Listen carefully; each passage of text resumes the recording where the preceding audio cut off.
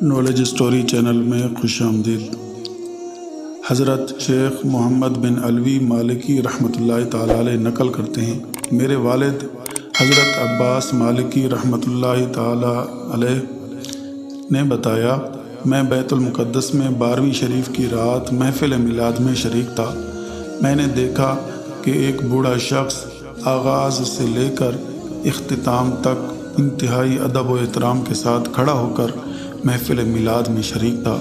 جب کسی نے پوری محفل کھڑے ہو کر سننے کی وجہ دریافت کی تو اس نے بتایا کہ میں نبی کریم صلی اللہ علیہ وسلم کا ذکر خیر سنتے وقت تعظیماً قیام کو بدعت سیئہ یعنی برا عمل جانتا تھا۔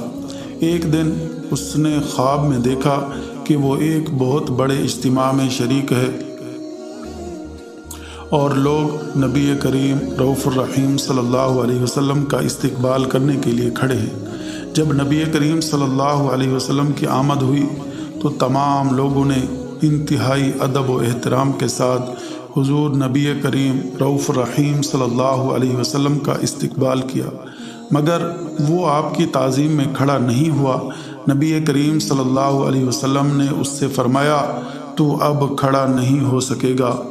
جب اس کی آنکھ کھلی تو اس نے دیکھا کہ وہ اب بھی بیٹھا ہوا ہے۔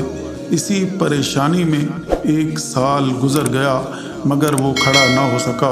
بالآخر اس نے یہ منت مانی کہ اگر اللہ پاک مجھے اس مرض سے شفا فرما دے تو میں محفل میلاد شروع سے لے کر آخر تک کھڑے ہو کر سنا کروں گا۔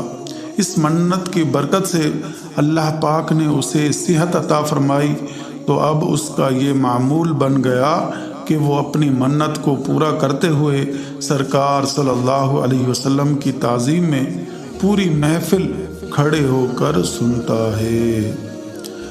ویڈیو اچھی لگے تو لائک کریں، اپنے دوستوں کے ساتھ شیئر کریں اور چینل کو ضرور سبسکرائب کریں۔ Thanks for watching. اللہ حافظ۔